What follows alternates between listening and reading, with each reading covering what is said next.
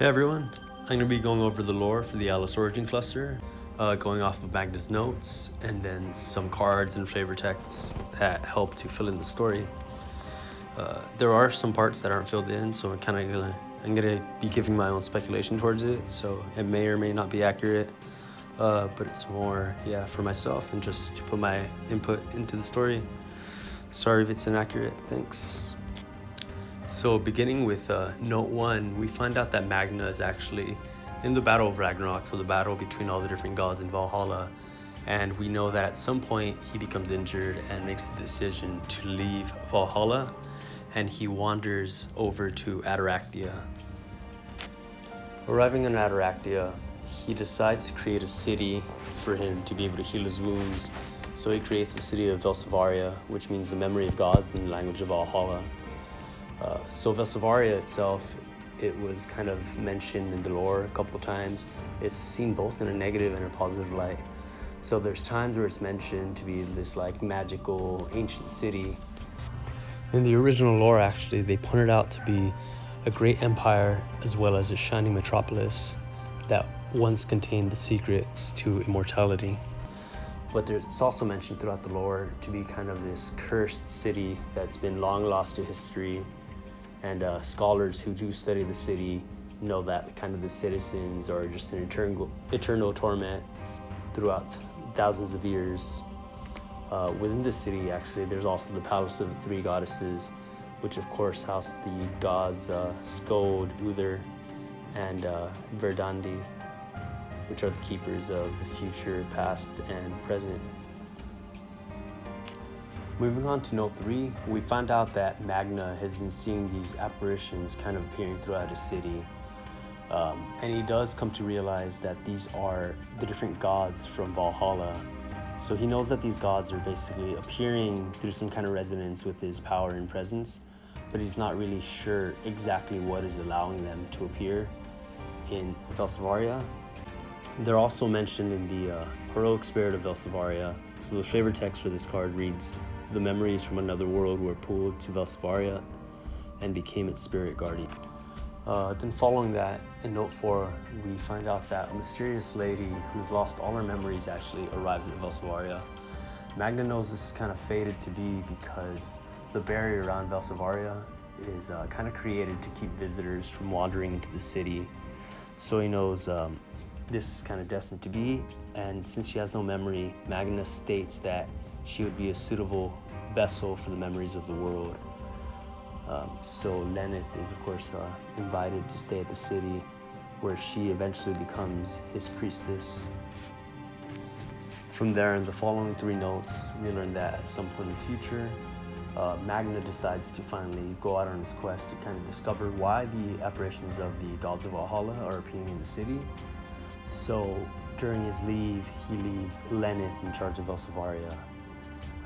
He mentions in the following notes, so note 6, that it actually doesn't really take him very long to discover what's likely the source of the spirits. So he notices that in the center of Ataractia, there's essentially a giant tree. So he decides to approach the tree in note 7, where he sees a mysterious little girl kind of around the tree playing with animals, and he asks for the name. From this point, the girl states that the tree is known as Yggdrasil or Yggdrasil. So Magna realizes that this tree is probably here from Valhalla before him, and is likely a container of memories. There's one card that I found that I do want to bring up. So this is Blessing of Yggdrasil. So this is actually a card from the original Alice Origin Cluster, but I thought the flavor text was pretty interesting. So it reads, "Part of the story of the Tree of Life goes alongside part of the history of magic stones, and the history of the world is inscribed in its connections." So what's kind of cool is that, it's mentioned that the tree goes along with the history of the magic stones. So in this world, the magic stones, they're also known as Memoria, but basically they're used by, any wielder of the magic stones to call upon heroes of the past, which of course we know that the tree is likely the container of memories for all these different worlds, which is why the wielders of the magic stones are allowed to call upon heroes.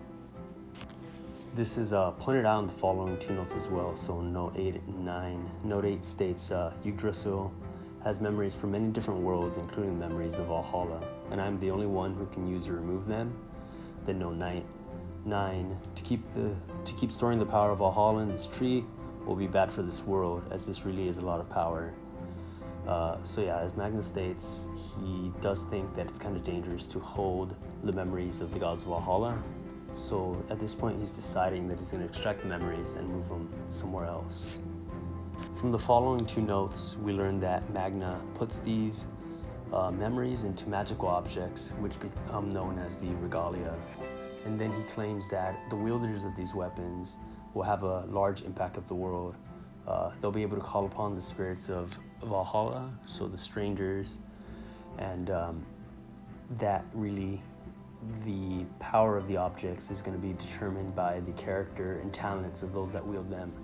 And as we all know, they eventually come under the control of the seven kings throughout the story. So the regalia we know for sure that Magna created are Caduceus, Wings of the Archangel, Death Scythe, quote unquote, Lover's Lock, Claw of the Sacred Beast, Levitine, Excalibur, and then we know there are some regalia that Magna probably did not create. Well, we know for sure Maribel is created by Machina, but then that leaves the World Ender, Unknown Mother Goose, and Change the Heart. World Ender, we don't know whether or not Magna created it. It's probably unlikely that he did. It does state in some of the flavor texts that Gil Lapis noticed the regalia within the world, but seeing as he doesn't really enter Velsivaria until their clash, he probably didn't get the World Ender from Ataractia. Change the Heart, of course, is Reflect Refrains, Regalia. They're not from Ataractia, they're actually part of the Time Brigade, so it's unlikely that they got the Regalia from Ataractia. And same thing for Unknown Mother Goose. Dark Alice just recently arrived on Ataractia after Earth was destroyed by Gil Lapis.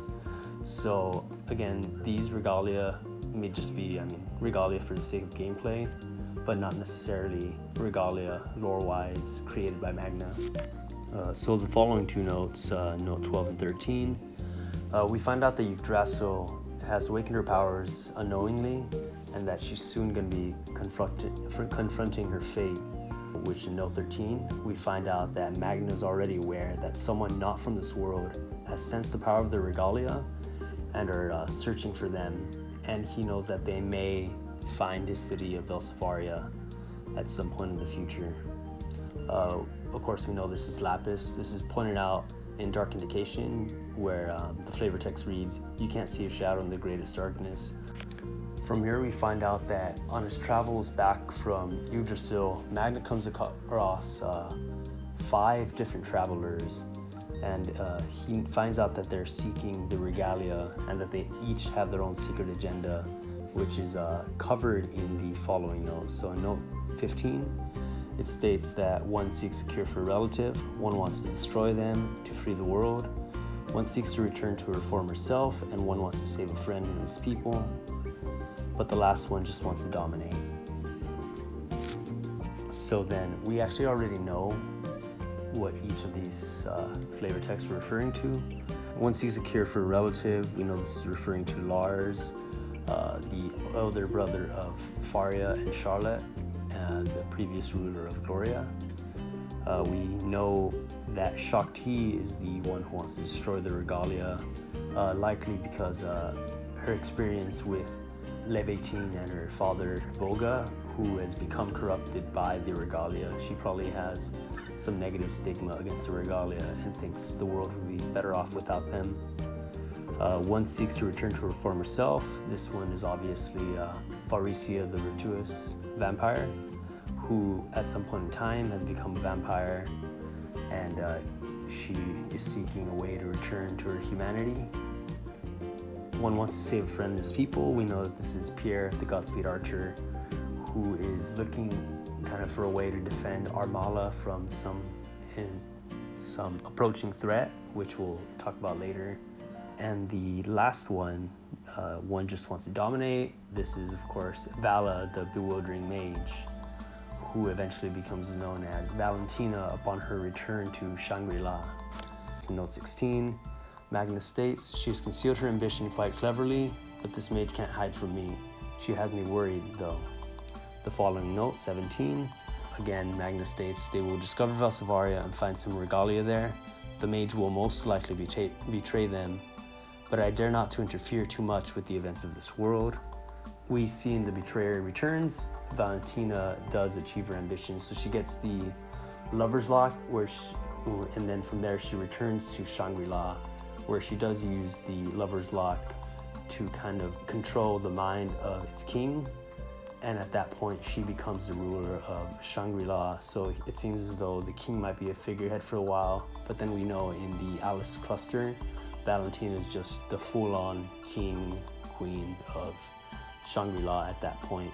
Note 18, this is where Magna states that he would only really interfere if, 18 and 19, he'll only interfere if someone from outside the world is causing trouble, because then he knows if they get their hands on the regalia, then this is going to kind of threaten other worlds and not just Ataraxia.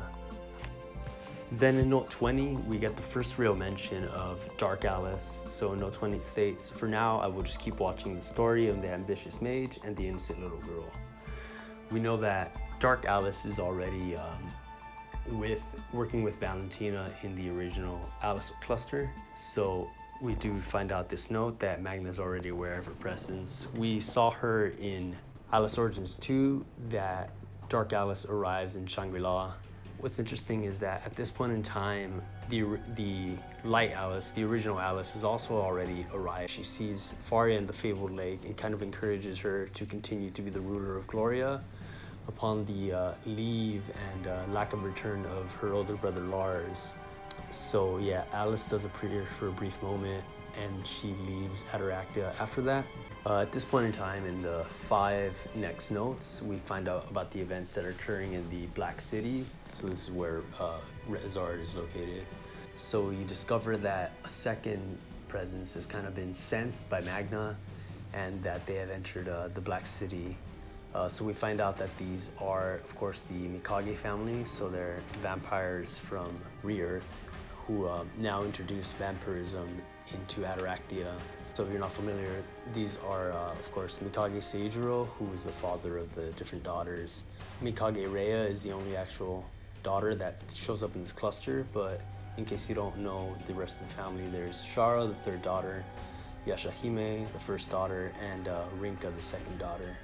So yeah, basically they come to the Black City and introduce vampirism, probably through some agreement with Rezard, who now becomes the Lord of the Undead. So then you can see in note 23, the power of these vampires is a negative force that sucks the life out of blood and spreads undead immortality. The Black City has fallen and then rose again overnight as Niflheim, the realm of the dead. And we know that this, of course, was at the hands of Rezard. In the next note, note 24, it reads, the new King Rezard has been transformed by the visiting vampires, and the regalia has changed as well. I wonder how this will affect the power of the strangers. So this kind of brings up a really cool point that may be occurring at different parts in the story. So Magna states that his regalia actually changed. So at this point, we actually don't know if Death Scythe was the original regalia created by Magna, or if it became the Death Scythe after the events that took place in the Black City. So this actually could mean a lot of cool things, I guess, for other parts of the story, because we know, for example, that Valentina, at this point in time, she has the Lover's Lock. We know in the Alice cluster, she has the Gleipnir. We also know that Excalibur has changed shape later on when Alice wields it. And another interesting thing I was just kind of thinking of was whether or not the Leviatine was originally created as this kind of dark sword, dark demonic sword, or if maybe it changed at some point when Voga wielded the blade. Perhaps his character had some alterations to the blade from what it originally was. In the following note, note 25, Magnus speculates that the vampires may be here to meet up with the other ominous force that has arrived in Ataraxia. So this is confirmed to be true in the meeting of the Darkest Night. So in this card, we see that Mikage Seijiro has actually met up with Lapis, and he informs him that there's the arrival of a really kind of dangerous threat might be coming to the world soon, and that he will be taking his leave. So we of course know that this threat is actually Gil Lapis's father or creator, Gil Ahamat, which is basically the whole reason why Lapis is at Aractia trying to destroy or compress the world, because we know that Gil Lapis is basically trying to get power, enough power to be able to defeat or overthrow his father. Now at this point in time, Magna has seen the advances in the Black City as a threat, and he thinks that they may eventually approach Velsivaria. So he decides to actually look for help or recruit help somewhere in Ataractia. So what he does is he turns to the king of Armala, Arla. So Magna eventually sends over his angel, Magna's angel, with the wings of the Archangel to Arla, which will allow him and his city to take flight and act as guardians for Ataractia and prevent the spread of the Black City, Rezard and his army of the undead. And then if you read the flavor text for the Heavenly Garden of Armala, it reads, "The wings of the Archangel lifted Armala up into the sky." In note 29, we see that Magna kind of has one more safeguard for Armala. So note 29 reads, "A hero visited Velsivaria, a friend of Arla. I gave him Artemis, the god's bow, just in case." So of course this we know there's this Pierre, which was Arla's close friend. I wish we got more of a backstory, but we basically just find out that Pierre gets the Artemis bow and he returns it to Arla to kind of defend Ataractia and Velsivaria, Armala, etc. But we see in the Road of the Winged Lord, it looks as though Pierre is actually somehow mortally wounded as he hands over the bow to Arla. So this isn't really explained in the story. We can kind of assume it's maybe an encounter with the undead, but it's not directly pointed out. But just a cool piece of lore to kind of think over. Now at this point of the story, Magna is actually really worried about the intruder of Ataractia, and he's feeling really anxious. So now note 31, we start seeing the shift back to Gil Lapis and a bit on Dark Alice. Note 31 reads, "First the one trying to conquer this world, then the one chasing him. Oh well, the balance of this world is close to collapsing." So then a couple cards point out to the pursuit of Gil Lapis by Dark Alice, but it also shows how he's not really interested in dealing with her at the moment. So Black Wolf reads on Ataractia, "Dark Alice caught the scent of her old enemy, but what will the starving wolf find there? The prey or a trap to catch it?" Then we move on to the White Wolf, where Gil is aware that she has found him. It reads, "Oh, a visitor from that world. Well, I'm busy now, so I'll deal with it later." And then the Demon of Black Moon reads, "Lapis is busy dealing with Dark Alice and the others is a job for the lower ranked minions," stated by Sylvia. Note 32, "At this rate, the protective barrier around Velsivaria will break soon." And note 33, Magna's not preparing for his battle with Gil Lapis. Note 33 reads, "I went to Yggdrasil to prepare my backup plan, but I still hope that I don't need it." So Magna at this point is at Yggdrasil and he gathers all the 12 protected deities. So Behemoth reads, "The rest of the 12 protected deities, scattered as guardians over Ataractia, return to Velsivaria with Magna." If you're not familiar with these, this is Behemoth, Nidhogg, Hades, Titania, Leviathan, Ziz, Adam Brawley, and the rest of the deities are currently with Lenneth and Velsivaria. So the note does state that he's preparing his backup plan. I think the 12 deities are actually part of his main game plan to face off against Lapis with the deities and his own power. I think the backup plan is actually pointed out in the later note, note 36, which we'll get to in a bit. But this is kind of also the point where I'm kind of taking a big leap and speculating. So I might be wrong, but I just feel as though it would make sense. So we'll get into that later. Now we're in note 34. It reads, "Something went wrong in Velsivaria. I left Lenneth in charge, but the usurpers seem to be much stronger than I expected. I'll have to go back immediately. The barrier won't hold much longer." So we know that at this point, the reason Velsivaria was kind of able to be defeated so quickly was because Alisaris actually, at some point in the past, invaded the city and kind of discovered a way to open the barrier, I'm assuming. So at this point, everything starts to really go downhill. We see the appearance of the pitch black moon. I think it's really similar. If you guys are familiar with Berserk, it's kind of like the eclipse, where the eclipse begins and all these demons kind of begin to arrive at the scene, and you know it's kind of a really bad thing's about to happen. So basically, the black moon appears above Velsovaria, and the moonlight begins to kind of corrupt all these different creatures and call forth demons. So black moonlight reads, the price of this power is the enslaving of the mind. You can see a lot of different creatures are being corrupted by the moon and become more demonic forms in themselves, so such as a black rabbit. Under the light of the black moon, these ferocious rabbits are looking for offerings. So now, of course, Lapis rides in Velsovaria with all of his minions, as seen in Summoning of a Minion, and Lenneth is kind of on the front lines confronting them, where she states, the power of those that appeared with the black moon is so much greater than mine. Magna, my lord, please come back now. So we know his main minions, of course, are Allosaurus, Sylvia, and Blazer. So now Lenneth is having her clash with Gil Lapis.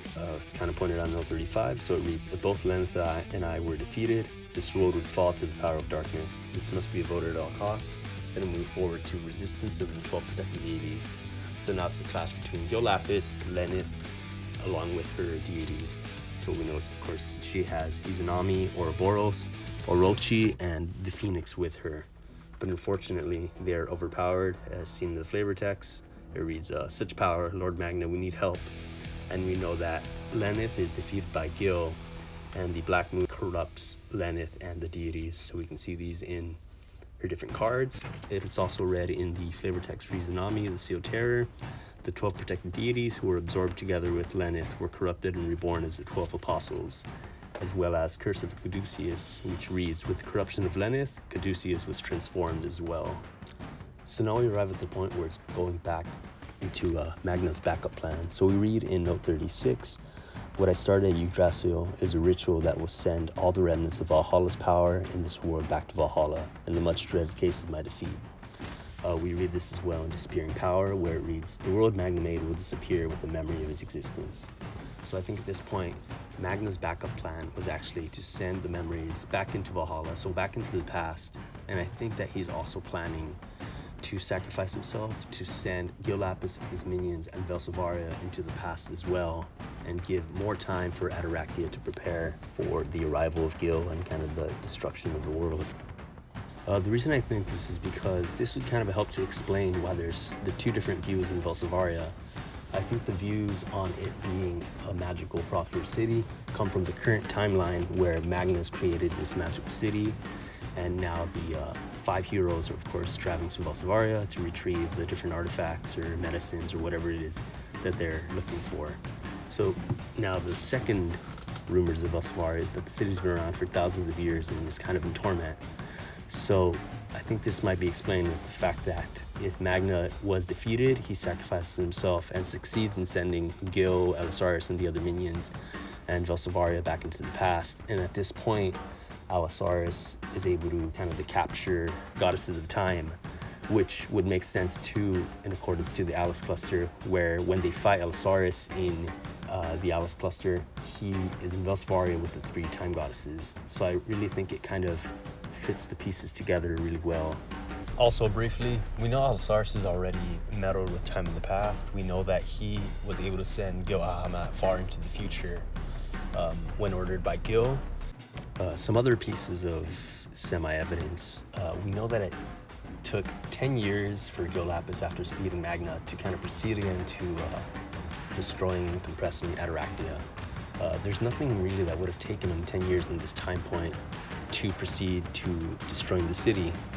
There's not really anyone in Ataractia that can oppose him that's as strong as Magna, so it just wouldn't have made sense. In Light of the Sacred Spirit, and actually an old card, Lars, the inheritor of the Sacred Spirit. So in Light of the Sacred Spirit, it reads, never can I stop here, I have to guard my family. So again, Lars' backstory, he was looking for medicine for Charlotte. There's nothing really besides that that's threatening his family at this point. So I feel maybe Lars had stayed in Velsovaria with Magna. And now Lars, inheritor of the Sacred Spirit, it reads, with this power I can finally save Charlotte and maybe even ... Also, another thing that's really important, all the other 5 heroes had already made it out of the city, so they all leave the city with the regalia. Why would Lars still be here? So I think he was able to stay back in the attempts to help Magna, But of course, they're defeated, and this is why Lars was captured by Allosaurus. I'm most likely wrong, but I just thought it would be a cool way to kind of connect the story. So now let's move on to the next few notes. Note 37, it reads, "This way my powers can't be fully taken from me." Note 38, also our regalia will lose the power of Valhalla and everything related to it. They will become mere items of power, amplifying the traits of their respective owners. 39, of course, if I win, this will not happen, but I have a bad feeling about it, and my intuition never goes wrong. And the final note, my last wish is to keep the world in balance. If you read this, please help making my wish come true. So now Magna has arrived in Velsivaria for the final battle, and he encounters Lennith, who is corrupted at this point. We know that at the side of Magna, Lennith has a brief moment where she overcomes her corruption, and she basically begs for Magna to destroy her and purify her soul. So Lennith's wish reads, "There's only one way to salvation," and then we know that he finally does kill her to free her in Return of the Soul, where her final words are, "Good luck, Lord Magna." So we'll move on to the final battle, and unfortunately, we know that Magna is overcome. The different deities he brought with him are destroyed and corrupted, and Magna moves on to his final plan, which is, of course, his final stance. So then at the end, they leave us with the different roads for each of the 7 kings and the origin of the 7 lands, which marks the end of Magna's era.